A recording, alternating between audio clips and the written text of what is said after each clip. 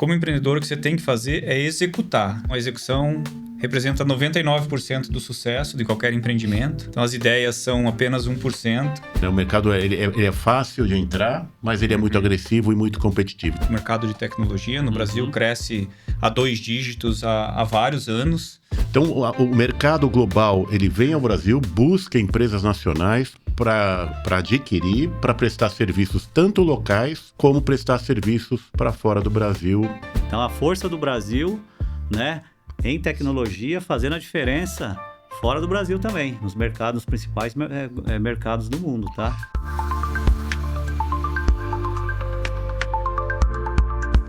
Bem-vindo ao TGT ESG Cast, o podcast em que tecnologia e estratégia caminham lado a lado. O Brasil está no centro do jogo. Em 2024, lideramos as fusões e aquisições na América Latina. Em 2025, seguimos no topo, com menos volume, mas muito mais visão de futuro. Neste episódio, abrimos os bastidores de um dos movimentos mais emblemáticos do setor da tecnologia, a aquisição da OP pela gigante japonesa NTT Data. O que está por trás dessa decisão? Quais os sinais que o mercado está nos dando com relação a isso? O que isso nos diz sobre o futuro dos M&As no Brasil? E aí, para essa conversa, eu tenho o prazer de receber aqui Ricardo Fachin, que é CEO da NTT Data, Luiz Batistella, CEO da OP, e Cláudio Souto, sócio da TGT ESG. Bem-vindos, um prazer enorme receber vocês aqui. E aí, para começar esse bate-papo aqui hoje, eu gostaria que vocês contassem um pouquinho sobre a história de vocês, né? Eu vou começar aqui com o Cláudio.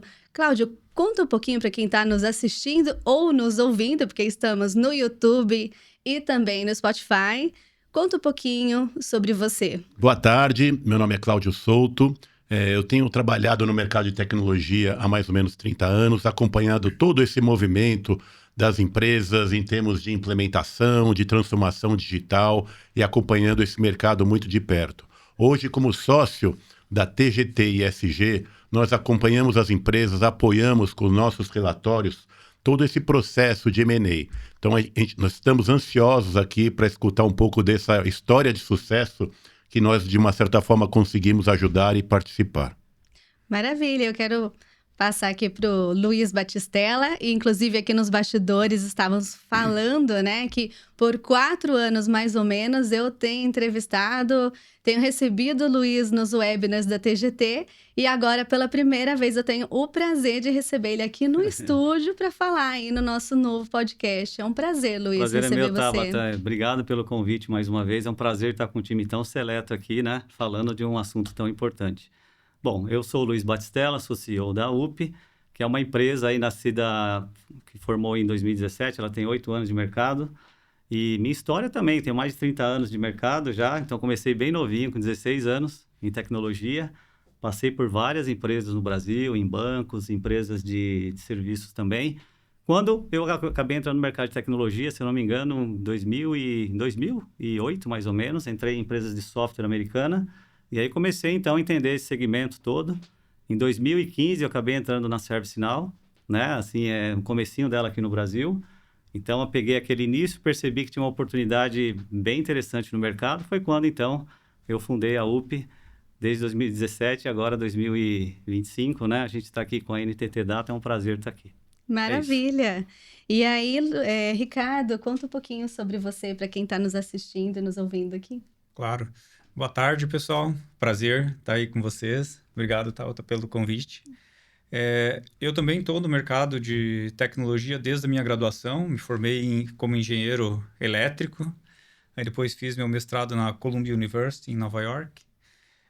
E dediquei a maior parte da minha carreira a atividades como empreendedor. Então, sou um dos fundadores da empresa que foi adquirida posteriormente pela NTT Data, a FH. E dentro da NTT Data, que é onde eu estou hoje, encontrei um espaço para continuar empreendendo, né? Tendo o prazer de trabalhar com outros empreendedores, né? Como o Batistella, que está aqui, e seguir nesse caminho de desenvolvimento das empresas brasileiras dentro do setor de tecnologia da informação. Maravilha. E aí, Ricardo, aproveitando aqui, vamos falar um pouquinho, né, aí sobre esse movimento de mercado envolvendo a OP, NTT Data. Mas antes eu gostaria que você explicasse, né, para quem não conhece a NTT Data, o que é a empresa, né, e contar um pouquinho da história da empresa também. Legal. Então, acho que para quem gosta de esportes, assim, talvez já tenha visto o logo da NTT ou da NTT Data. Então, a NTT Data, ela está na Fórmula Indy, ela, por muitos anos, foi o principal sponsor do Tour de France. Ela tem alguns times como o Arsenal, que são onde a NTT Data é o principal parceiro de tecnologia. Alguns torneios de golfe, que a NTT também participa. Mas a NTT é uma empresa japonesa. Então, as origens da empresa elas estão lá no Japão. Nosso headquarter está em Tóquio. É uma empresa que tem um valor histórico bastante importante, né, para o Japão como país. Então, ela foi criada logo depois da Segunda Guerra.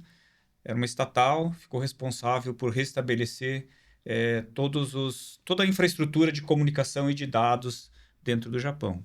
Nos últimos 30 anos, começou um processo de internacionalização. Hoje, a NTT está em 50 países. É um negócio de aproximadamente 110 bilhões de dólares. Somos 340 funcionários da NTT espalhados nesses 50 países. No Brasil, a gente tem uma história já de longa data. Então, a empresa que foi adquirida, a FH, pela NTT, ela já está no Brasil há mais de 25 anos, então a gente conhece bastante do mercado brasileiro. E vocês vão ver no mercado hoje atuando 3 grandes divisões da NTT Data. Então, eu sou o CEO de uma das divisões, onde a gente tem as práticas de SAP, de ServiceNow, Microsoft e uma pequena operação de Salesforce. Maravilha. E aí, estávamos falando aqui também nos bastidores que nesse movimento, a OP e NTT Data, a OP foi a Sailor, Isso, né? O somos Sailor o vendedor. o vendedor, e a NTT foi a compradora. Mas vocês também já passaram, passaram recentemente também por um movimento oposto aí, assumindo o lugar da OP, né? Como o vendedor. E como que foi isso? Então, é bastante interessante, né? Uhum. Então, nós fomos primeiro adquiridos pela NTT Data, depois dessa aquisição, a NTT Data nos ofereceu a possibilidade de seguirmos com eles, buscando outras empresas que pudessem ser adquiridas e adicionadas no grupo NTT Data. Então, nesse processo, buscando, né? Então, nós encontramos o Batistella, encontramos a UP. Lembro das primeiras reuniões, assim, eu falando para ele que eu já estive do lado dele, né? É verdade, e um pouco das bem. dificuldades, né? dos desafios que tem para uma empresa brasileira para se posicionar frente a um comprador global, né? Como NTT, quer seja da Europa ou da Ásia ou dos Estados Unidos. Mas sempre é difícil, às vezes o comprador não conhece o mercado brasileiro, não conhece a realidade das empresas aqui no Brasil, então as perguntas nem sempre vêm da forma que a gente esperava, né? Elas vêm um pouco fora de contexto em alguns casos. E falei para ele ficar tranquilo, a gente vai cuidar para que tenha essa localização do processo, né?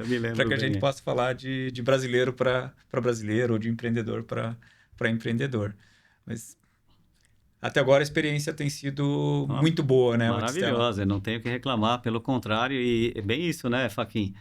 Uma empresa japonesa, imagine, né, fazendo uma aquisição aqui no Brasil, né? Então, o Faquin, a turma dele, a experiência deles foi muito importante para a nossa decisão, né? Então, para nós pesou bastante a experiência que você já teve de aquisição da própria FH, mas depois também da Conexo, né, que você não comentou, que foi uma aquisição antes da UP, Sim. que deu bastante segurança para a gente, tá? Então, fundamental isso. E é curioso, assim, a forma como a NTT chegou na então FH, né? Ou como ela decidiu que realmente nós éramos a porta de entrada deles para o Brasil, e depois como a gente chegou na UP. Então, se você pega as empresas que têm como objetivo serem líderes nos setores em que atuam, essa liderança elas vão buscar em relatórios que têm reconhecimento internacional. Então, o Cláudio tem um papel importante nesse processo, como ele mencionou na abertura, né? Então, a NTT buscou os relatórios da ISG, quando estava finalizando a avaliação da FH, nós já participávamos dos relatórios. Quando estávamos buscando a UP, também os relatórios foram como se fosse um certificado de que o que o Batistella estava falando, que ele era um dos líderes, que era a maior empresa brasileira atuando como parceiro da ServiceNow, né? Os relatórios vinham como um certificado de que isso realmente acontece. Mas vou deixar para o Cláudio explicar um pouco mais aí da importância dos relatórios aí para toda essa dinâmica que a gente tem no setor, né? Excelente. Eu acho que esses relatórios, eles conseguem demonstrar para o mercado, né, a capacitação que as empresas têm atualmente nas principais tecnologias. Muitas vezes os clientes não conhecem pequenas e médias empresas de empreendedores brasileiros nacionais com ótimas soluções, com níveis de profissionais bastante qualificados, porém não tem a mesma estrutura de marketing que tem as outras grandes empresas. Então, a TGT ISG conduz anualmente pesquisa junto ao mercado fornecedor de tecnologia para avaliar quem são os melhores de cada setor.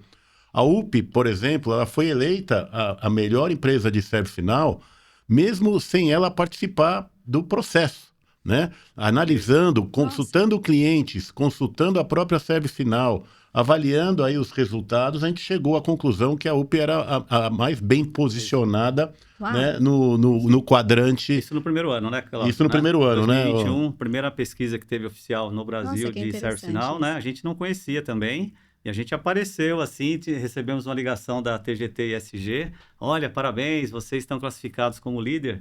E foi ótimo saber e conhecer aquilo, e a gente soube utilizar muito bem isso daí, né? Então, veja, em 2021, né, são 5 anos, a gente desde lá aparece em todos, mas para nós, assim, é fundamental, e vocês veem, né? Você comentando, Cláudio, e o Faquinha aqui alicerçando isso da importância do relatório, que para nós, de fato, eu acho que a gente soube usar bem. E o mercado também, tá? Porque os clientes também pesquisam bastante o relatório. Sim. E muitos deles procuram a UP sabendo disso. Olha, vi vocês lá no relatório, vocês são líderes, eu queria falar com vocês. Então, importante Agora, isso. Luiz, uma pergunta. Conta um pouquinho para a gente esse processo de preparação para a venda. Assim, desde o começo, uma coisa bastante interessante, desde o começo da primeira... do namoro de vocês aí, desde o começo do namoro até o casamento. Acho que é uma historinha legal aí para outros empreendedores que estão no seu lugar, que queiram seguir esse passo aí.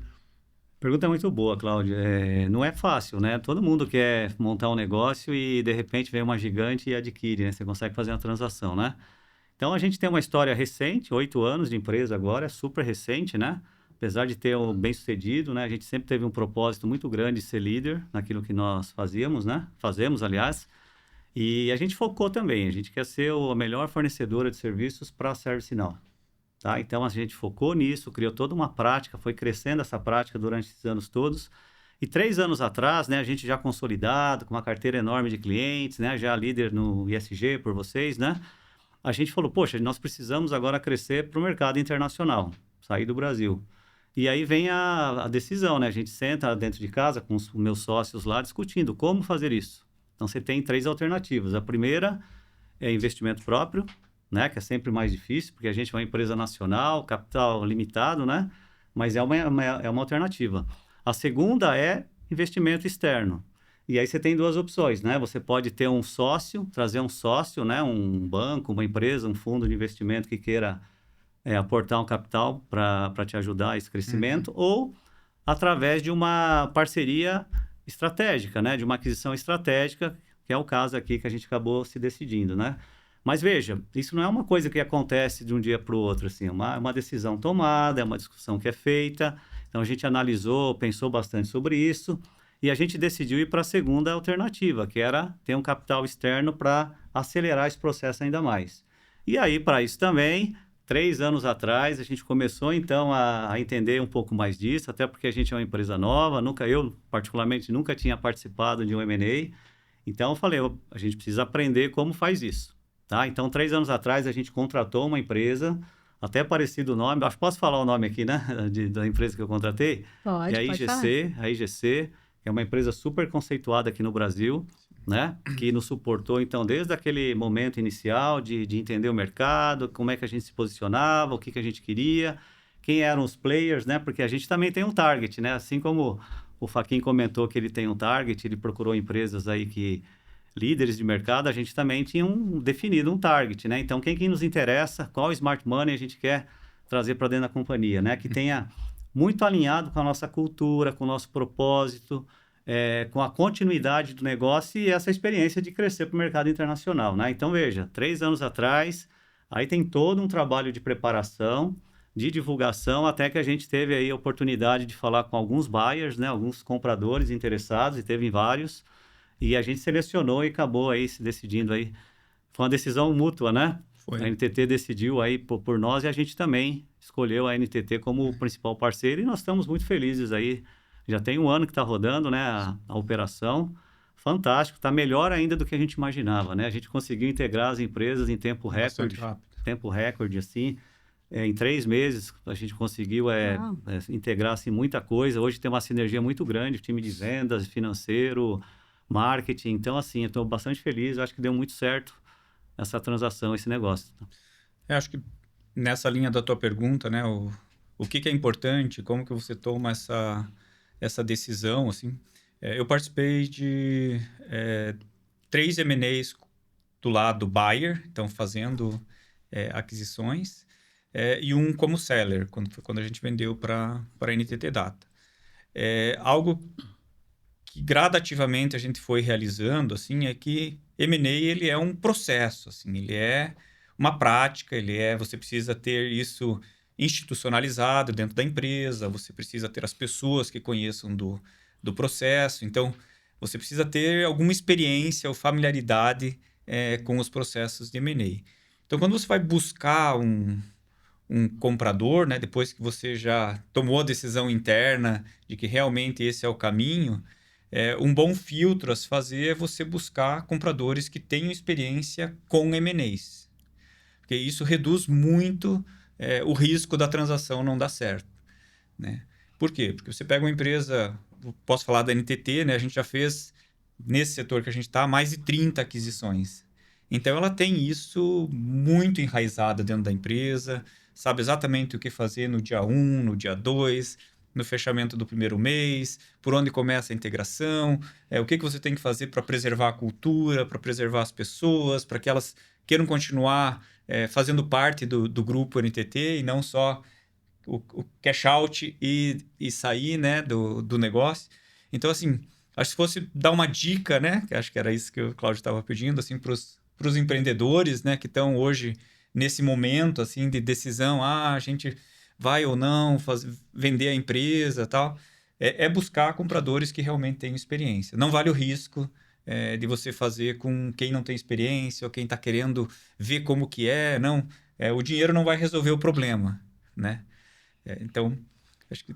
Sei, Cláudio, não, muito se bem. Era nessa linha. É nessa linha mesmo. Mas eu tenho mais uma pergunta para você. Ricardo, indo nesta linha, né, eu acho que um tema muito importante que a gente vê quando uma empresa grande, uma multinacional, compra uma empresa menor, nacional, né, tem o tema da cultura. Como é que você vê a integração e qual que é o fator mais crítico que você vê nessa integração entre as duas empresas nesse momento? E aí eu gostaria de complementar a pergunta do Cláudio, né? Porque eu acho que tem um passo atrás, né? Como que a gente identifica que a empresa compradora, ela tem sinergia com a minha cultura, né? Porque acho que essa identificação, ela tem que ser uma análise mais profunda para eu poder identificar. É fundamental, né? Fundamental. Eu posso te interromper, te cortar um pouco a resposta, só para ajudar a Tabata aqui nesse racional? A gente ficou quase 1 ano, né, Faquin? Quase 1 ano aí namorando, conversando, se entendendo. Teve do lado da NTT todo um processo, como ele comentou, não é a primeira vez. Então, ela já tem um processo, ela já sabe como fazer. E para nós foi bem importante esse tempo de maturação, ele é importante, veja, né?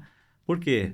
Aprender como é do outro lado, como é que já foi feito, as perguntas que vêm, né? Tem todo um processo de due diligence, de auditoria que é feito. Então, para conhecer também aquilo que a gente está falando, se é real, se é verdade, se a empresa está tudo certinho, lá os processos, a governança, né? Mas também a cultura. Que eu acho que para nós, assim, foi fundamental entender o propósito que a gente tinha como empresa, né? O propósito que a NTT tem e a divisão do Fachin, né? A Business Solutions tem, que tinha uma sinergia muito grande, né? Isso foi, assim, um fator fundamental, porque nós somos uma empresa de serviços, então o ativo principal são as pessoas, né? Então é isso que a gente tem que pensar, na verdade, né? Não é o dinheiro só isso, na verdade é como fazer as pessoas continuarem prosperando no mesmo ritmo, né? De uma empresa, vamos chamar assim, startup, dentro de uma gigante agora. Como é que a gente consegue manter esse dinamismo rolando, funcionando e as pessoas engajadas, motivadas e nesse processo como um todo, né? Então, a gente pensou muito nisso. Na verdade, acho que foi o principal ponto que a gente analisou. Foi como continuar, como manter isso. E aí vem um ponto importante que o Fachin pode comentar, que eles são preparados para isso, né? A gente tem muita liberdade de continuar com o nosso DNA, né? Continuar do jeito que a gente faz, assim, a interferência é mínima, zero, quase zero do Fachin em relação à minha gestão, né? E o que a gente trabalha muito é sinergia. Como é que a gente pode agora trabalhar e ser muito mais forte, muito mais poderoso no mercado, naquilo que a gente se propõe a fazer, né? Então, isso é preponderante assim, numa decisão. Eu acho que todo empreendedor que pretende dar continuidade, quer trazer um capital externo para investir e continuar a história, é fundamental analisar a cultura e a experiência dessa empresa nesse mercado. Né? Acho que se puder adicionar daí a perspectiva do comprador, né, para responder a pergunta pela visão que o Cláudio puxou. Acho que o que você busca quando você vai adquirir uma empresa, você olha pessoas. Então, assim, depois do avaliar o relatório, identificou quem são as targets, que tem um crescimento constante nos últimos anos, que entrega os resultados, que tem uma boa reputação de mercado, tudo isso é dado frio, né? Que você consegue buscar e tem isso facilmente. Aí no passo seguinte, quando você tem a oportunidade de falar com o empreendedor, né? Acho que foi essa a nossa primeira reunião ou uma call, né? Aí você começa a mapear quem é a pessoa que está dentro das empresas, ou quem são as pessoas que estão dentro das empresas. E você vai buscar um fit de valores, né? Se os valores dos empreendedores que criaram a empresa estão alinhados com os meus valores e com os valores da NTT, você fala, legal, luz verde, né? Vamos seguir conversando, né? Do lado pessoas, estamos super alinhados. E daí acho que uma coisa isso que o Batistella trouxe, assim, de essa preocupação com eu vou conseguir, depois de ser adquirido, continuar oferecendo oportunidades para os meus funcionários, né? Esse é algo que o empreendedor pensa muito, assim, né? É isso aí. Então, assim, a gente fala tipo a perpetuação da empresa. Então, a gente sabe que, por mais que a gente gostaria de ficar tocando a empresa por 100 anos, né? É tecnicamente impossível, né? Então, você vai ter que passar essa empresa para alguém para que os teus funcionários, para que as pessoas que acreditaram no teu sonho continuem tendo os espaços e tendo as oportunidades que eles merecem. Então, acho que quando você decide vender, assim, né? Esse fator é bem importante, assim. Porque daí você fala, não, eu estou comprometido em seguir oferecendo oportunidades para os meus empreendedores. A gente tinha essa visão, tem ainda. Aí, quando o Batistella também se colocou nessa mesma linha, daí fica muito mais fácil a conversa. Ninguém quer matar o business, ninguém quer diminuir o tamanho da UP, ninguém quer tirar a UP do mercado, como foi com a FH também, não, né? Pelo contrário, a gente quer deixá-la mais forte, quer fazer mais investimentos, quer levar a prática ServiceNow, né, com a UP para clientes onde eles não estão hoje, quer levar a UP para os outros países da América Latina, né? A gente já começou um trabalho com o México, tem algumas oportunidades Argentina, já está servindo Inglaterra, né? Sim. Assim, é um período curto aí, de 1 ano, a gente já conseguiu fazer bastante coisa. Isso vai trazendo oportunidades para as pessoas, né? Então, era muito difícil um colaborador da UP pensar, não, eu posso fazer um projeto, vou ir para Londres para participar de um projeto, eu vou ficar lá no México e você é um funcionário da empresa no México, como era para a FH, né? E depois da aquisição, isso passa a ser mais natural. Então, as pessoas os nossos funcionários eles começam a olhar pares que estão espalhados em 50 países. Então, cria um senso de participação ou de inclusão num grupo social, assim, muito maior do que quando você está numa empresa isolada. É isso aí. Vocês falaram aqui, né, de tornar a UP, levar a UP para fora do país. Mas aí eu queria entender, né, como o Brasil se encaixa no plano global aí da NTT. Legal. Então, a NTT tem uma meta ambiciosa de ser uma das 5 maiores empresas de tecnologia, né, no médio prazo, no horizonte de máximo de 10 anos. Para isso foram mapeados os principais mercados, então os 10 maiores mercados com maior taxa de crescimento e que tem maiores oportunidades. O Brasil é um desses mercados, né? Então, como é um crescimento combinado entre orgânico e não orgânico, as aquisições elas vão continuar ocorrendo. O Brasil é o maior país da América Latina, né? Então, se a gente olhar a América Latina, o Brasil, dependendo do setor, representa 35%, 40%, às vezes até 50% do que é a América Latina.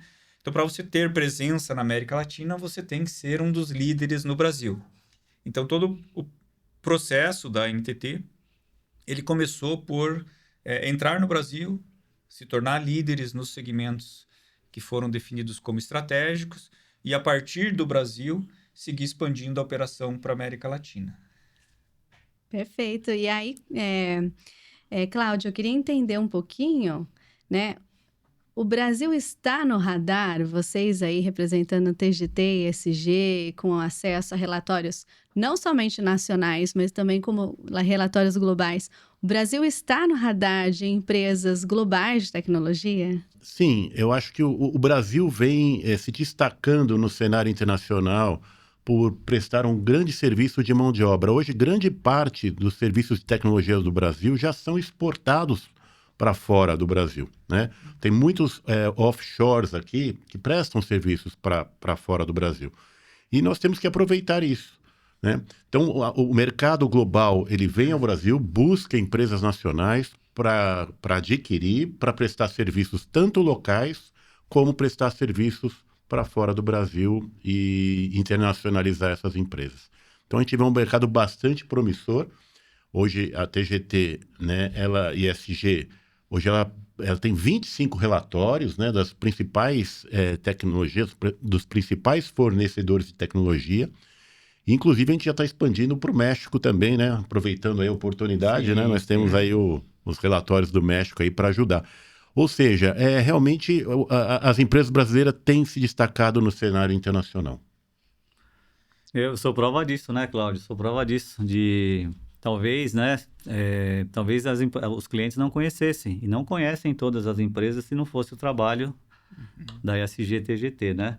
Então, veja, não só no segmento de ServiceNow, mas em vários, de Salesforce, de SAP, do Microsoft, Cybersecurity, vários outros que existem.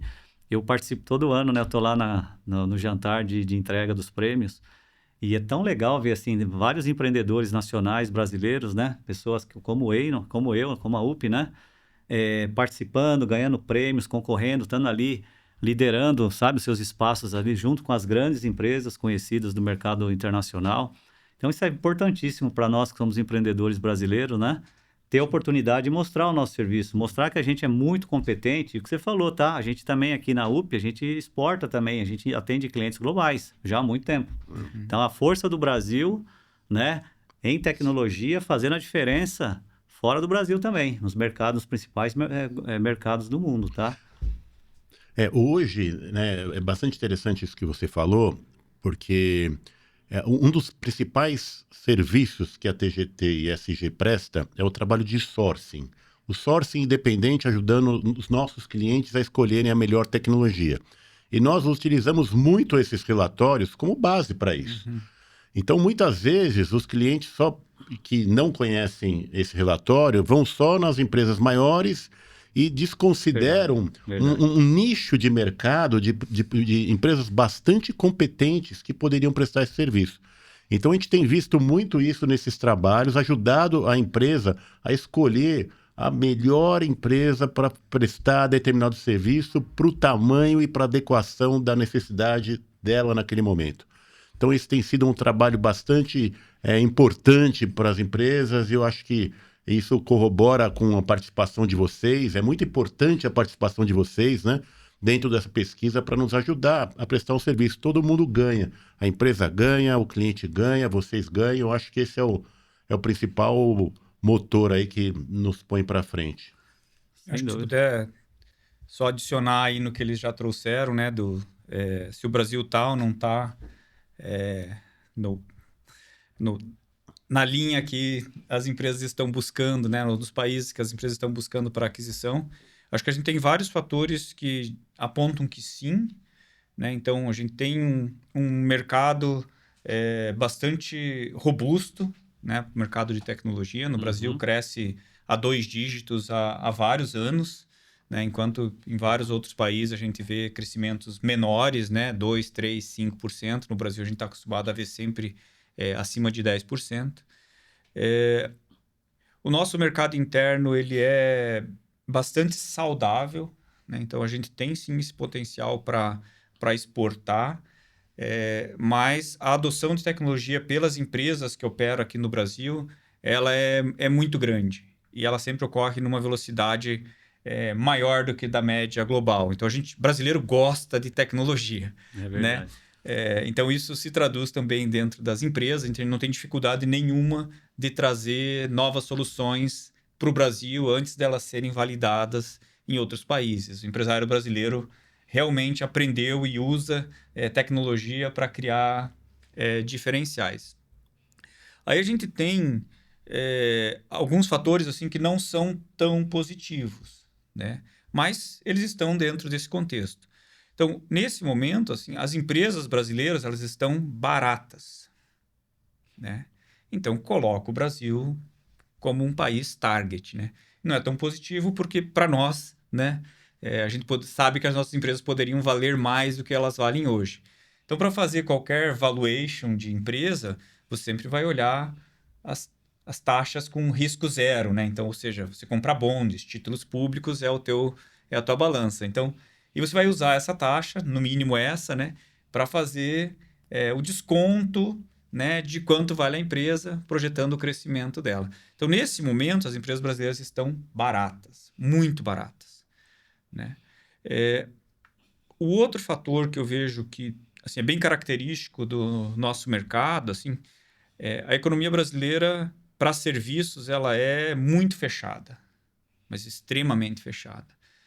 Os impostos que a gente tem hoje para importação de serviços, eles impedem qualquer importação. Você fala, vou importar serviços da Índia, porque na Índia é mais barato. Vou importar do México. Vou importar da Argentina.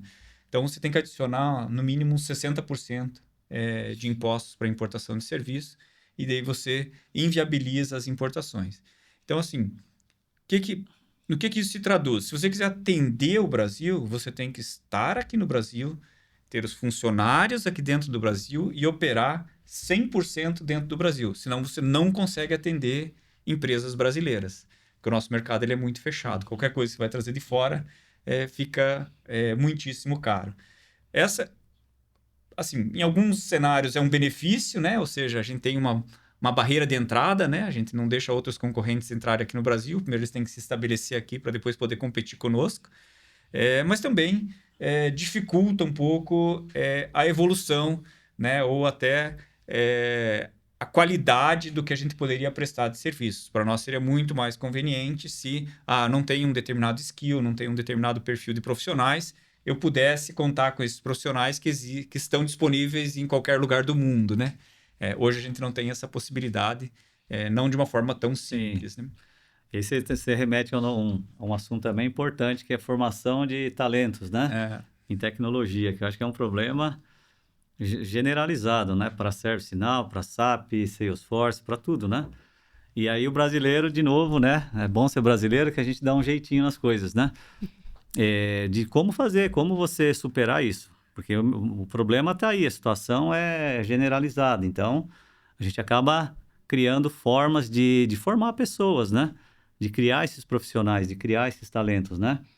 Então, por exemplo, eu acho que lá na NTT ela tem várias iniciativas. Isso também foi importante quando a gente analisou, né? Várias iniciativas no Brasil inteiro de formar pessoas. A UP também tem uma academia, né? A Shark Academy, que é uma academia de formação de talentos. Não só daquele talento que está começando, né? Aquele novo entrante no mercado, mas também aquele que está mudando de carreira, né? Aquele mais, o sênior, vamos chamar assim, mas aquele, né, que é advogado, de marketing e tal. A gente traz muito pessoas que estão em transição de carreira e, cara, assim, o sucesso é enorme, assim. A gente tem um índice de sucesso muito, muito relevante, sabe? Então, nós brasileiros acabamos entendendo, né, como funciona o negócio e a gente acaba conseguindo ser muito mais criativo, né, vamos chamar assim, para superar os desafios, né? Cláudio, os estudos, eles também analisam como as empresas atuam para formar talentos, manter seus talentos também. Sim, a TGT faz uma avaliação, principalmente desse tipo de nível de treinamento, da qualificação, do número de pessoas, ou seja, é fundamental para fazer uma avaliação desse fornecedor, ver qual que é a estrutura que tem por trás para poder oferecer para o mercado o melhor serviço. Otávio, uma coisa curiosa, assim, né, desse Batistella falando aqui de formação de pessoas, né? E daí se você perguntar para ele, Batistella, você está formando as pessoas e os concorrentes vão contratar, né? As pessoas que você está investindo, está pondo um monte de gente no mercado e você vai deixar os concorrentes contratarem? E aí ele responde, sim, mas eu vou ter a preferência para contratar os melhores. Então, enquanto os meus concorrentes puderem contratar só os que eu não identifiquei como sendo os melhores naquele momento, eu fico tranquilo que eu vou manter a minha posição na liderança. Aí você está entregando o segredo, né? O segredo aqui, a receita do sucesso. Na verdade, a gente treina todo ano mais de 1.000 pessoas, for free, assim, de graça mesmo. A gente treina o pessoal de mercado. Mas tem que ter um pré-requisito ali? Tem. A gente faz assim, geralmente a gente faz de 3 a 4 sessões de treinamento, público geral, Brasil inteiro.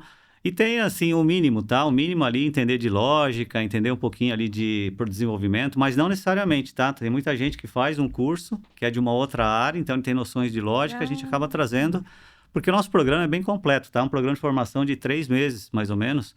Então, a gente tem todo um processo de bootcamp, de seleção, bootcamp, já de preparo, né? O ServiceNow é uma plataforma que viabiliza isso, porque é uma plataforma low code. Então, ele é muito mais simples, né? Você não exige um hard skill, assim, de programação. Então, a gente traz esse profissional para a tecnologia, a gente ensina aquilo que é fundamental para que ele tenha lá o start inicial, depois a gente acaba contratando os melhores, tá? Ele fica 3 meses com a gente ali no programa de formação, depois de 3 meses a gente avalia novamente aí o resultado, que não é só tecnologia, né? O perfil, a adequação, se é a cultura, se dá o fit ali que a gente busca. Só que é o bacana que a gente prepara também não só para a UP, para o mercado. Então, a gente abastece o mercado também, de uma certa forma. E assim é muito legal porque o mercado acabou ficando mais maduro também. O mercado que nós pertencemos, os nossos concorrentes, as empresas, né, que estão atuando com a gente, também começou a fazer a mesma coisa.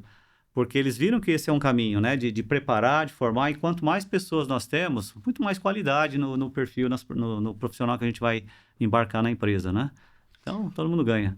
Luiz, uma pergunta que eu acho que não se pode deixar de fazer. Como é que você vê a inteligência artificial hoje impactando o seu negócio aí? Pergunta sensacional, né? Essa pergunta de... Eu acho que vale para os dois aí. Eu acho que é importante. Eu acho que todo mundo quer saber aí um pouco do impacto que isso tem, né? E como é que vocês estão preparados para isso, né? Quer começar ou eu começo? Posso começar. Então, vai lá. Posso falar mais institucional, assim, né? Assim, a inteligência artificial, ela já é realidade, né? Não é mais se vai chegar, quando vai chegar, já é realidade. As empresas têm o desafio de capacitar as pessoas, escolher as ferramentas corretas para que ela realmente faça parte do dia a dia de cada um dos funcionários, que eles cada vez mais utilizem os agentes, utilizem os Large Language Models, né, os LLMs, para validar aí os seus entendimentos ou buscar o seu conhecimento. E para nós, enquanto empresa de tecnologia, a barra está um pouco mais alta, assim, Por quê? Porque nós temos que ser os que vão puxar esse processo de adoção de soluções ou adoção da inteligência artificial para a execução das tarefas. E aí, a NTT ela tem uma posição privilegiada, né? Por quê? Porque quando a gente vai falar do mundo corporativo, toda a parte de sigilo dos dados, né? Toda a parte de LGPD, né? Ela tem um peso importante. E a NTT Data, como ela é uma das maiores empresas de data centers do mundo, ela consegue rodar todas as suas soluções de AI dentro de data centers próprios. Então, o cliente não precisa ter nenhuma preocupação de que aquela informação vá sair da empresa, ou que vá sair da NTT, ou que alguém vá ter acesso, como quando você usa um banco de dados público, ou uma cloud pública. E aí, nesse desenvolvimento da solução, a gente tem o nosso AI, né, que é o XET, e todos os funcionários estão sendo certificados em AI. Então, é uma meta que veio do Abhijit, que é o CEO da Operação Internacional. Então, a gente tem um cronograma de treinamentos denso, né? E o objetivo é a gente chegar até o final do ano calendário, ou para nós, ano fiscal vai ser 31 de março, com 100% dos funcionários certificados em AI. E aí, esse certificado é não só conhecendo os conceitos de AI, mas já adotando as soluções que a NTT Data desenvolveu na execução das suas tarefas diárias. Então, e é muito legal isso aí, né? A pergunta, né? Não é só pensando em AI para os clientes finais, né? Como usar dentro de casa, né? Isso mesmo. E isso que o Faquin está dizendo é muito legal, porque é uma prática global, né, Faquin? De utilização, né? Então, além daquilo que a gente ajuda a implementar nos clientes, dentro de casa. Então, como ele comentou, a UP também faz parte desse programa. Então, o nosso pessoal também já está lá com agenda para ser treinado, para utilizar, né? Já está liberado a utilização do AI. E como o Faquin comentou, existe toda uma série de tecnologia desenvolvida pela própria NTT também, para uso interno, para trazer o quê? Eficiência no nosso dia a dia, para os profissionais internamente, né? Não é isso? É isso mesmo. Esse é o caminho, né? A gente até brinca que... assim, a gente usa muito a expressão headcount, né? Que é o número de colaboradores, né? E a gente fala que no futuro a gente vai ter um headcount de agentes de AI, né? Então, assim, você tem 100 funcionários e tem 300 agentes de AI à disposição desses funcionários para a execução das tarefas. Então, vai ter um novo RH, que vai ser o RH que não vai cuidar das pessoas, vai ser um RH que vai cuidar dos agentes de AI, né? Mas, assim, a gente não viu ainda, acho, Cláudio, talvez seja nessa linha que você até queria ouvir, assim, a gente não viu ainda em nenhum momento AI reduzindo demanda ou reduzindo headcount ou reduzindo departamentos. Pelo contrário, né?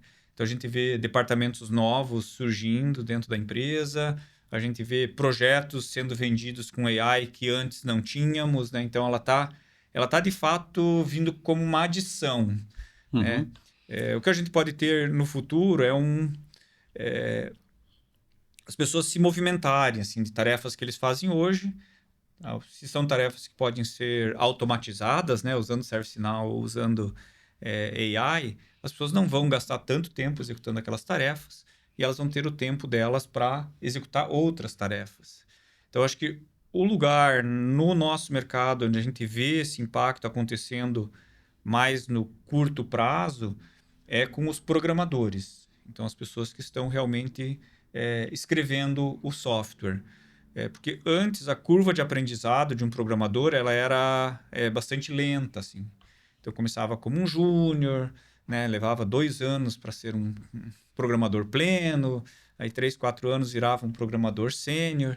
Por quê? Porque a informação era limitada, o cara realmente tinha uma interface ou uma ferramenta ali para desenvolver que não era tão sofisticada. E hoje, com AI, é bastante diferente, assim. Então, a curva de aprendizado ela é muito mais rápida, né? Então, você não precisa esperar 4 anos para aprender uma linguagem, você consegue aprender 6 meses, 3 meses, 1 mês, Você não precisa ter experiência com programação para começar a programar e fazer coisas básicas, né? A AI faz muito. Então, nessa área, a gente enxerga que realmente a gente vai ter uma redução. Mas não significa que as pessoas não vão estar fazendo outras coisas, né? Porque alguém vai ter que supervisionar esses agentes de AI, alguém vai ter que entender melhor as demandas dos clientes, você vai poder entregar soluções mais customizadas, né? É isso aí, cara. E até trazendo um dado a mais, assim, você comentou, né? Então, a gente olha dentro de casa, como é que nós usamos a AI para trazer uma eficiência. Então, além dos departamentos aí corporativos de uma empresa, tem a área de desenvolvimento, né? A empresa de serviços, ela vai ser bastante impactada no desenvolvimento, na agilidade, com os agentes aí de programação autônomo. Então, isso faz parte, né, do crescimento, do uso da tecnologia. Então, a NTT, a UP, nós temos um estudo de como implementar isso paulatinamente. Mas também tem a questão dos nossos clientes, né? Como é que nós trazemos a tecnologia? Então, tanto SAP, ServiceNow, eles são líderes, né, nesse segmento, investem bilhões em desenvolvimento de AI. E aqui no Brasil a gente criou uma célula, por exemplo, que é uma célula de estudo mesmo, de como utilizar isso na prática, né? Porque a gente está numa fase ainda de aprendizado, como melhor usar a tecnologia, né? Então, a gente criou um grupo de estudo, de desenvolvimento, onde a gente convida alguns clientes para participar e co-criar. A gente co-criar casos de usos reais para a introdução de agente autônomo ou de componentes de AI no dia a dia, para automação de back-office, automação de processos de negócio, né? Então, a tendência é que a gente consiga ter rapidamente casos reais que demonstrem ROI, que dá business case ali, que dá retorno, sabe? Mas, assim, as empresas, elas estão, claro, todo mundo preocupado em como utilizar isso da melhor forma, com segurança, né, usando todos os critérios de governança necessários para também não gerar nenhum problema aí, especial, né? Mas também, como é que eu agrego paulatinamente essa tecnologia, trazendo valor para a empresa, sem prejudicar também a cultura, os profissionais, né? Então, os profissionais acabam sendo movidos para fazer outras coisas. Por exemplo, criação de prompts, né? Quais perguntas eu faço para ter as respostas mais adequadas. Então, tem uma mudança no mercado, aí no perfil de profissional, ele deixa de ser mais operacional e começa a ser mais criativo, pensando em como usar a tecnologia. E aí é muito legal você fazer parte de uma empresa como a NTT, que se preocupa com isso já há vários anos, que é líder no segmento de AI também, se preocupando em formar as pessoas para ter uma mente diferente. Então, você começa a pensar diferente, né? Não com medo do AI, mas como usar a AI para tirar vantagem competitiva, né? Perfeito. Então, é fantástico isso. É uma mudança e tanto. Eu acho que aí vocês que são especialistas de mercado, né? Toda vez que surge uma nova tecnologia, né? Um boom como a AI, por exemplo, de tendência aí de mercado, exige não só dos profissionais, mas das empresas também essa mudança ali, essa virada de chave de pensamento, né? E é um desafio, acho que para quem está na liderança, de virar a primeira chave e tentar transferir isso para os colaboradores e para a cultura da empresa, né? Não sei como que é isso para vocês.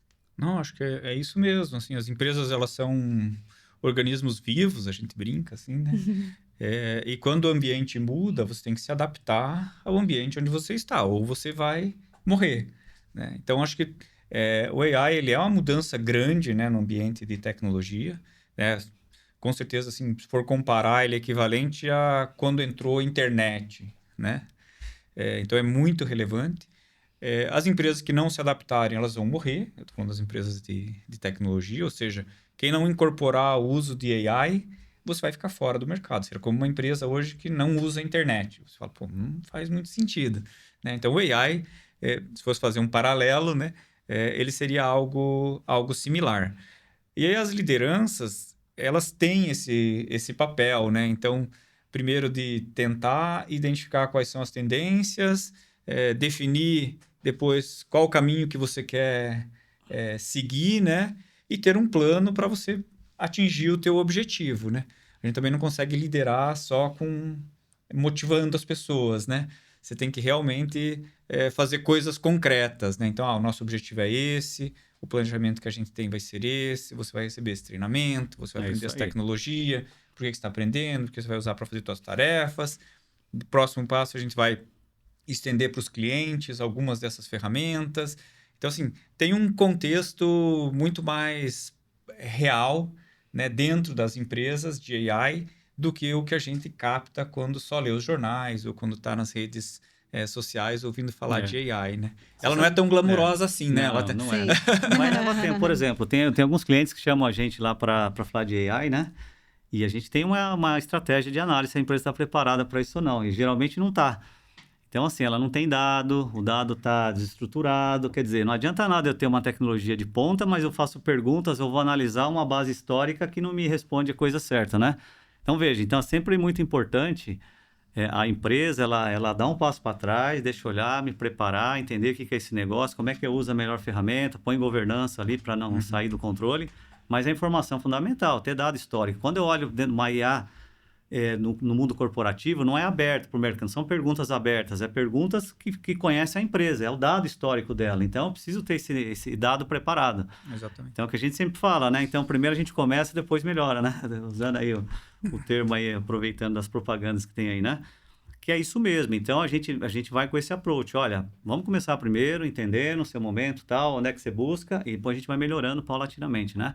Mas o dado, a informação é fundamental também para se ter boas respostas e ter um bom uso do AI, né? Sim, com certeza. E aí, assim, né, seguindo aqui o nosso tema principal do nosso papo de hoje, que é M&A. Sim. Mas que uma pergunta que tem total relação com isso também e conectado com a inteligência artificial. O que vale mais? E aí, talvez o Cláudio pode me ajudar nessa resposta, né? Quando um investidor está buscando uma empresa ali para fazer essa aquisição, ele vai considerar mais a empresa que não é tão especialista em algo, né? Que não é tão ali, não tem uma marca mais muito posicionada em algum setor específico, mas está atenta às novas tendências, como inteligência artificial, e que está apostando em inovação, em coisas diferentes, ou ele vai identificar, ou ele vai considerar mais aquela empresa que sim, tem uma atuação muito específica em tal setor e trabalha com esse tipo com esse ecossistema, com esse tipo de implementação e já atingiu esse mercado e tem uma maturidade ali maior no setor específico.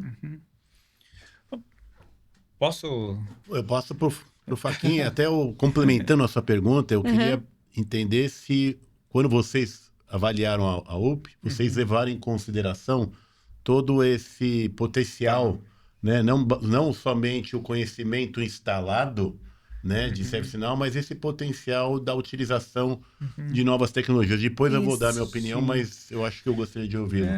Eu acho a resposta é que assim, eu acho que tem investidor ou comprador para todos os perfis de empresa. Tá? Então, desde os investimentos seed, né, que é quando a empresa está começando a criar, nem existe legalmente ainda, mas já tem uma ideia, já tem algumas pessoas ali e precisa no investimento inicial para chegar no primeiro MVP, né, aquele produto minimamente viável, você já tem esse nível de investimento. Aí depois você tem os venture capitals, que são os fundos que vêm investindo quando a empresa já está crescendo, não atingiu o break-even ainda, está consumindo caixa. Então o cara faz uma rodada lá, cap table A, depois tem uma B, tem uma C, algumas fazem IPO. Então assim, você em todos os níveis de desenvolvimento da empresa, você pode ter acesso a um investidor ou a um comprador.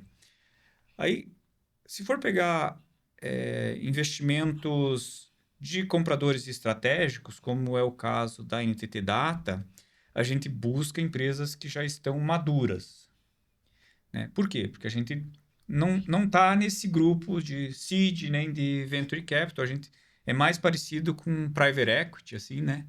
Então, a gente busca empresas que já têm um histórico de crescimento, um histórico de entrega de resultado, que tenham uma posição de liderança no mercado em que atuam, que são inovadores, que os empreendedores ainda estão dentro da empresa, né? Não é uma empresa que está lá só seguindo, né? A gente quer empresas que estejam crescendo.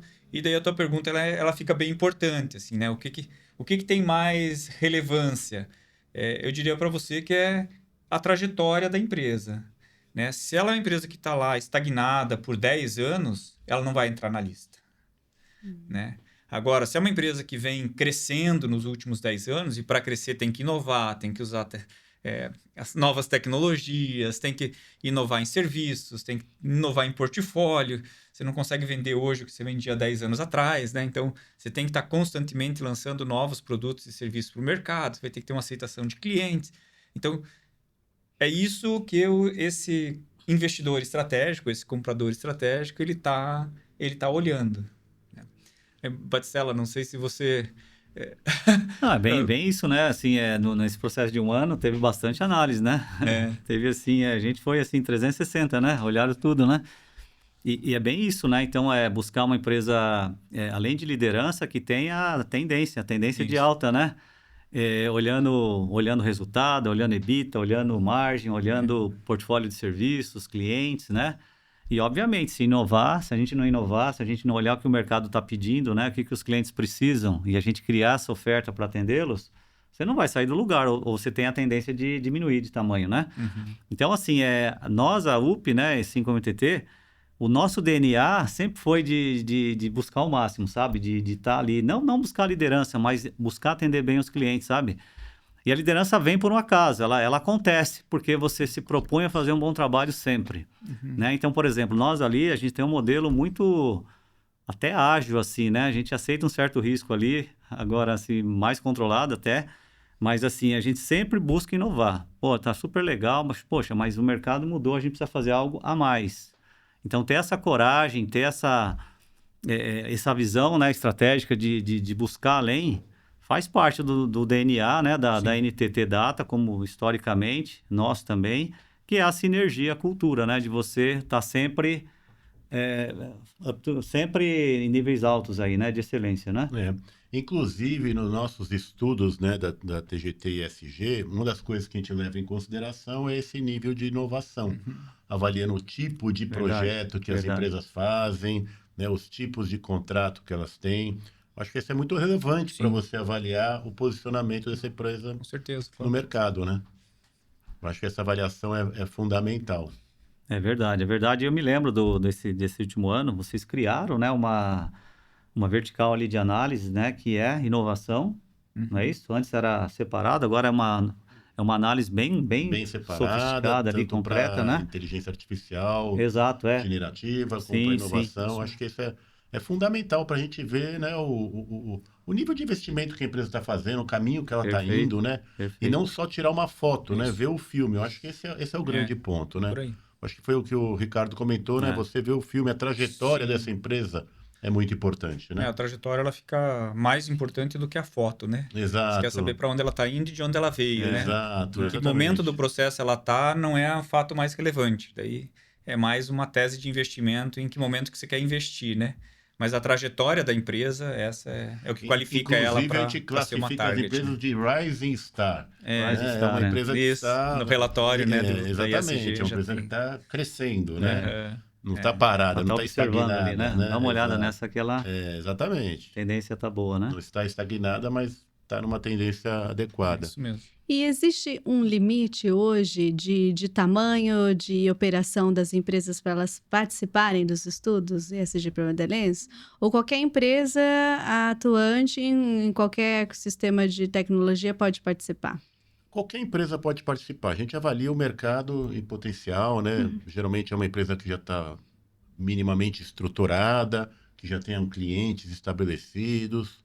Não interessa o tamanho, mas sim o potencial e o que aquela empresa representa hoje no mercado, né? Às vezes pode ser uma empresa muito pequena que está começando, a gente avalia e vai fazendo as classificações de acordo com as análises dos nossos analistas, né? Eles fazem as comparações, analisam dados primários ou dados secundários, a gente faz um questionário, a empresa responde o questionário, às vezes não participa, mas a gente busca dados secundários também, dados que estão publicados na internet ou publicados em qualquer mídia, né, para fazer a nossa análise, porque para nós é muito importante ter esse conhecimento do mercado, né? Conseguir prover aos nossos clientes uma melhor gama de opções. Porque o mais importante aqui é a empresa ter opções, não ficar restrito a poucos fornecedores sobre determinada tecnologia. Quando o cliente tem mais opções, é mais fácil dele escolher a melhor solução,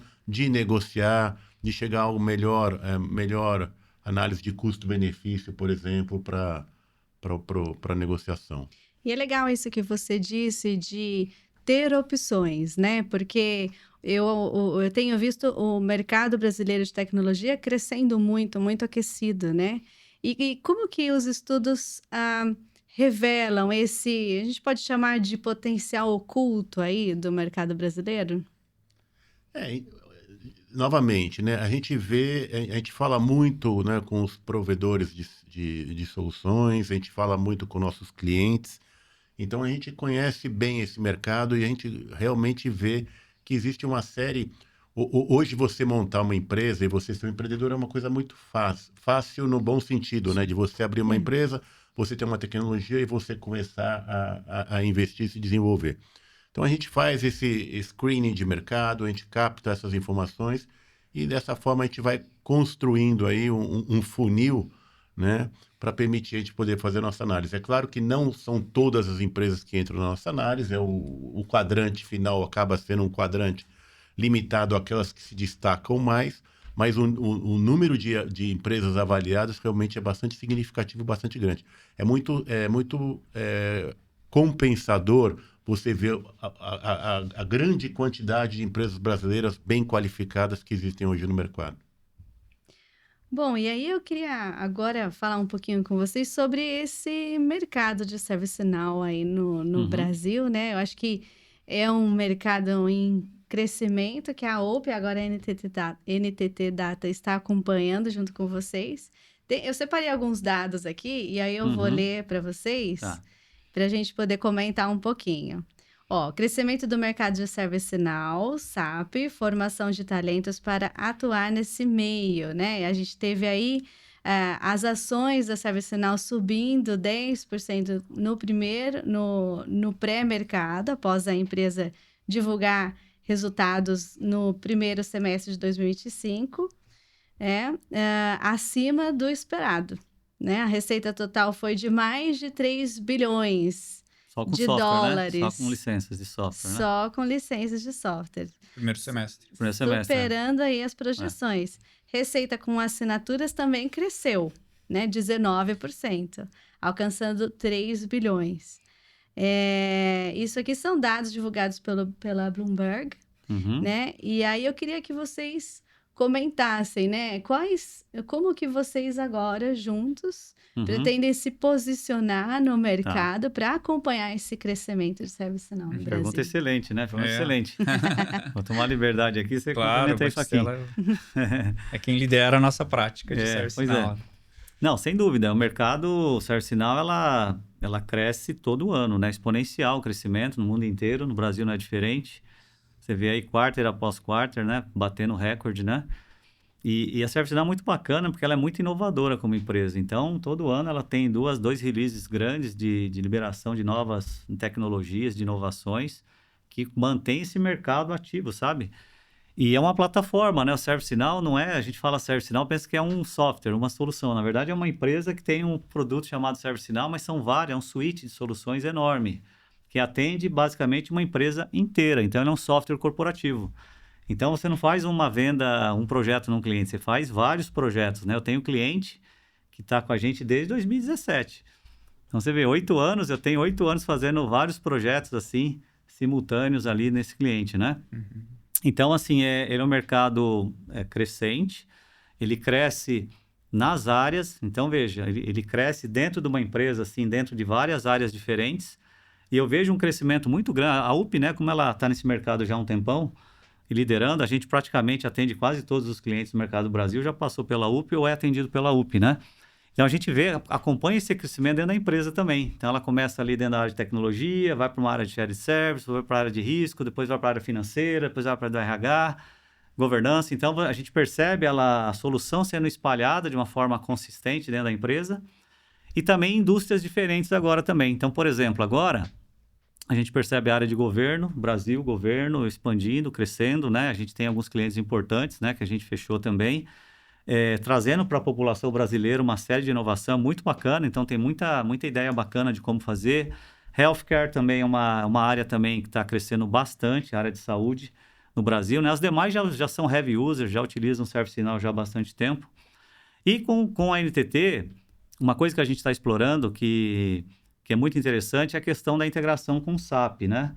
Então, assim, a grande maioria dos clientes da UP, elas utilizam a SAP e a grande dificuldade sempre foi a integração. Como integrar a ServiceNow, a plataforma, com a miscelânea, com tudo aquilo que existe. SAP sempre está lá, muito enraizado nessas empresas, na maioria delas, como core business também, né? De negócio ali, né? Então, a gente sempre perdia muito tempo implementando esse tipo de coisa.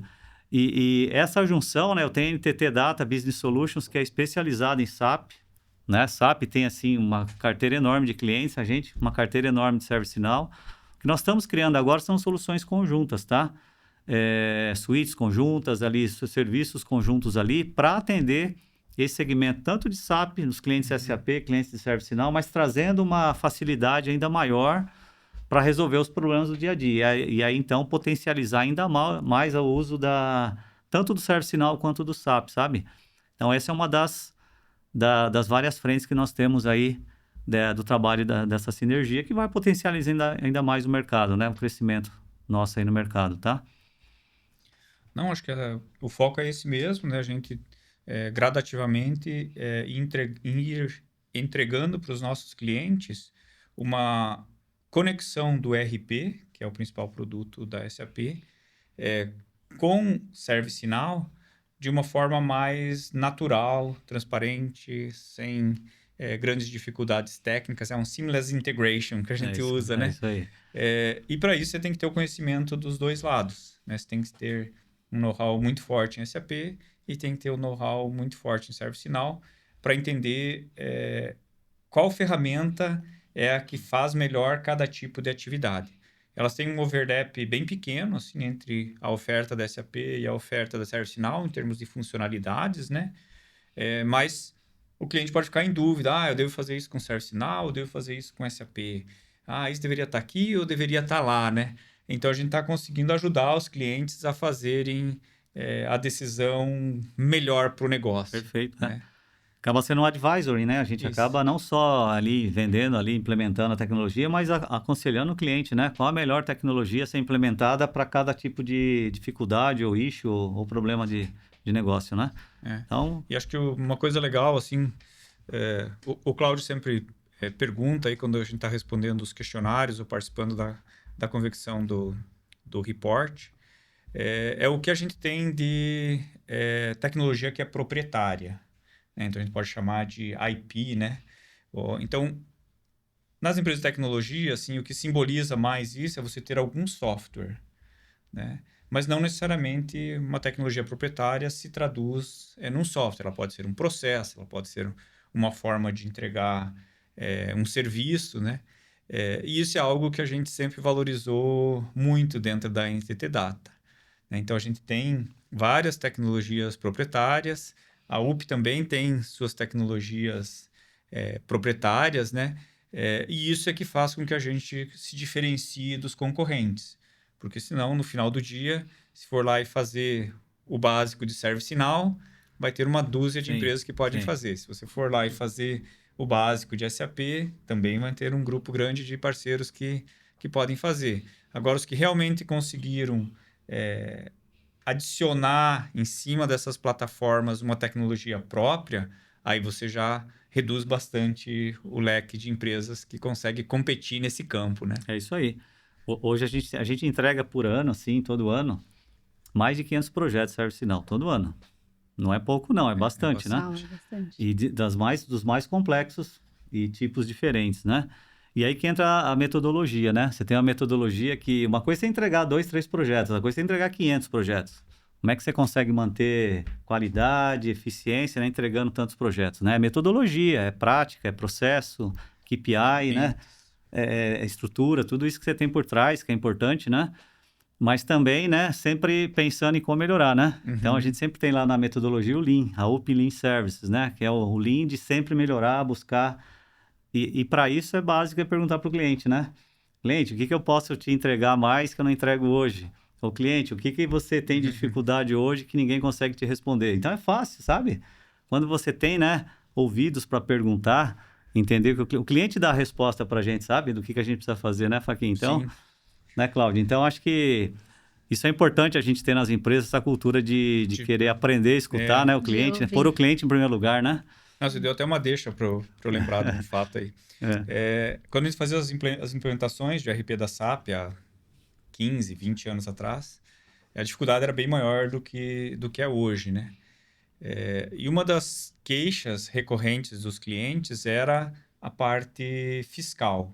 Então, toda a parte de tax, cálculo dos impostos, entrega das obrigações e a complexidade que a gente tem de interpretação da legislação, né, em cada município, depois em cada estado, o que é federal, o que é de um setor, o que é do outro.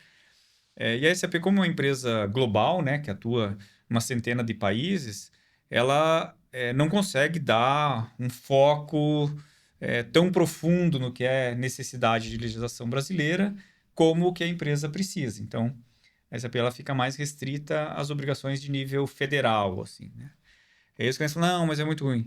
Daí falava com um, falava com dois, falava, não, a gente vai desenvolver uma solução fiscal, né? Isso foi 2010, mais ou menos. Aí a gente começou a desenvolver o produto, usando tecnologia SAP, então o nome ele foi batizado como Guepardo, né? Então, tinha o Ciro, que era o gerente de marketing na época, falou, não, vamos usar o Animal Kingdom, né? E a gente batizou Guepardo. E hoje o Guepardo, ele passa pelo Guepardo aproximadamente 9% do PIB brasileiro, né? Ou seja, se fosse arredondar, né, de cada 10 notas fiscais que são emitidas no Brasil, em termos de valores, não quantidade de notas, né, uma estaria passando por uma solução, pelo produto da NTT, que é o Guepardo. Então, assim, perguntar para o cliente é bem simples, né? É um banco de dados que está ali disponível, custo zero, e vem com uma confiabilidade muito alta, né?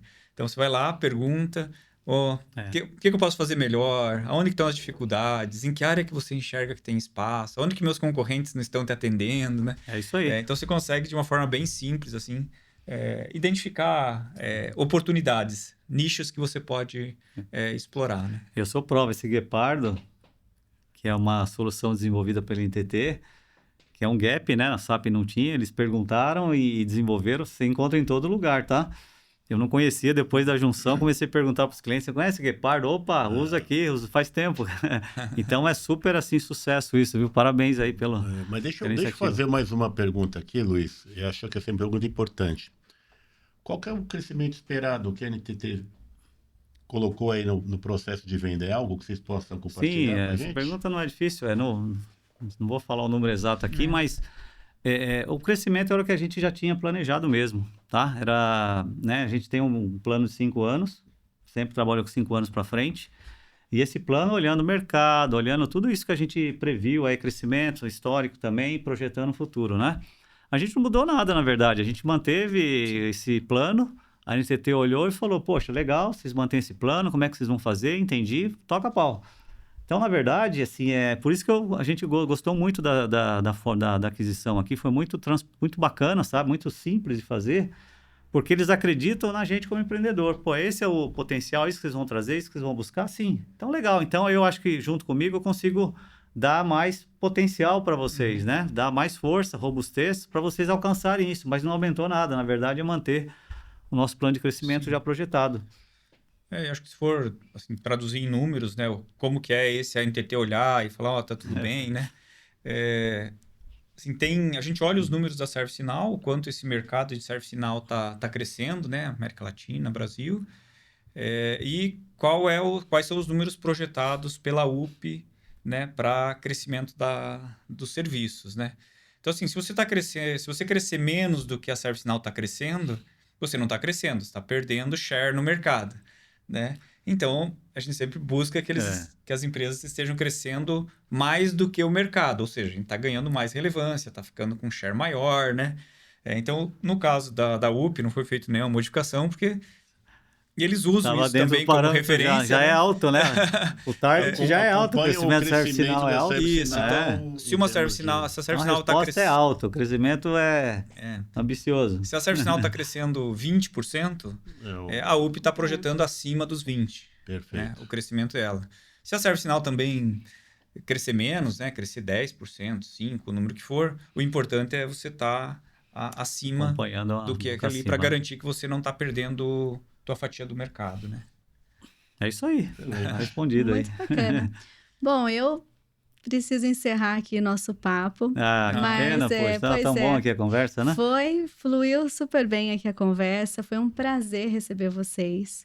E aí, antes da gente fechar, para quem está nos assistindo ou nos ouvindo pelo Spotify, eu queria que cada um aqui, se pudesse, desse uma dica para quem está começando agora uma empresa de tecnologia ou já está no mercado atuando há algum tempo e quer se preparar para um processo de M&A. Qual seria a dica fundamental aqui na opinião de cada um? Quer começar, Cláudio? Boa. Sentido horário? Sentido horário, vai. Vamos lá.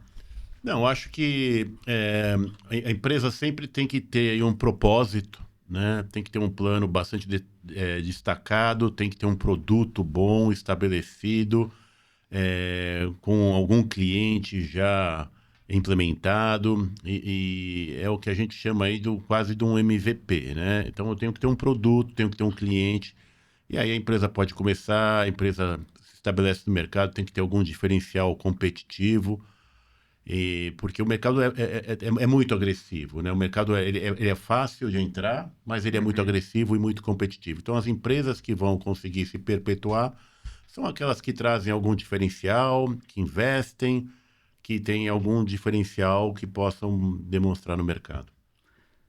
Boa, boa. Bom, falar o meu caso aqui, eu acho que se eu posso deixar uma mensagem aqui, primeiro gostar do que faz, né?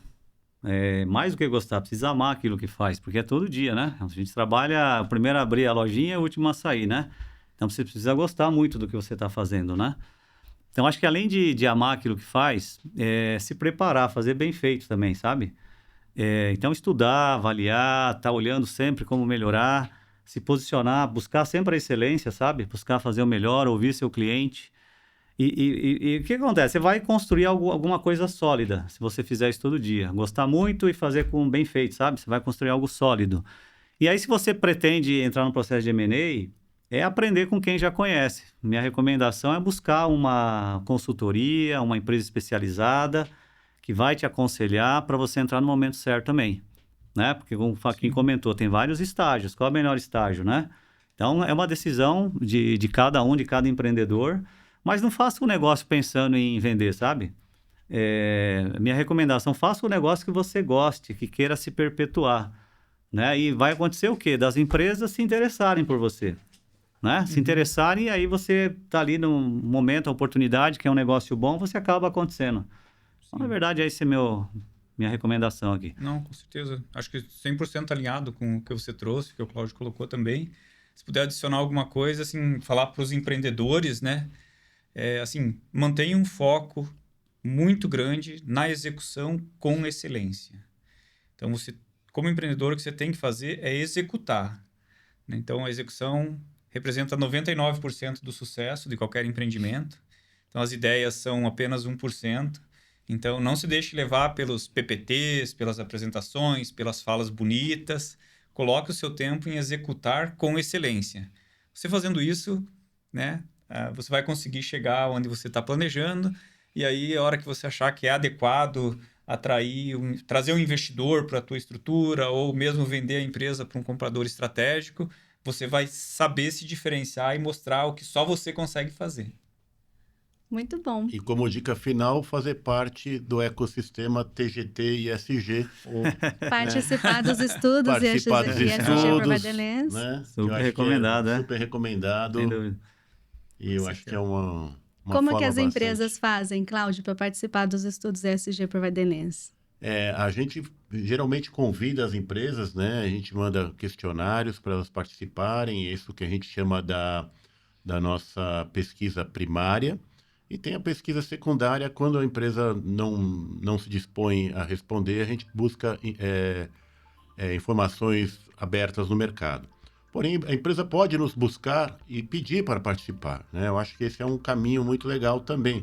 A gente não conhece todas as empresas, a gente não sabe de todas as empresas que tem no mercado. Acho que as empresas podem vir, se apresentar e pedir para participar, que é um caminho bastante importante também. Muito bacana. Bom, e se você quer saber mais sobre os estudos ESG Provadenês, eu te convido a acessar o site da tgt.com.br e também quero te convidar, você que nos acompanhou até agora, para se inscrever no nosso canal do YouTube e no nosso canal do Spotify. E é isso. Até a próxima!